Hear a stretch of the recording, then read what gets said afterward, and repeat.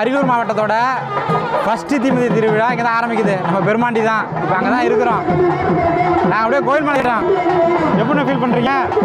சந்தோஷமாக இருக்கு. ஒரு பக்கம் பார்த்தீங்கன்னா கட்டையை போட்டு எரிச்சினதெல்லாம் தள்ளிட்டு இருக்காங்க.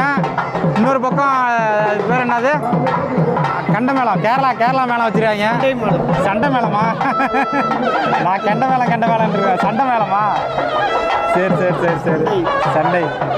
ஏன் தமிழ்நாட்டில் அவ்வளோ மேளம் இருக்குது, ஏன் கேரளாவிலேருந்து கூட்டு வராங்கன்னு எனக்கு ஒன்றும் புரியலை.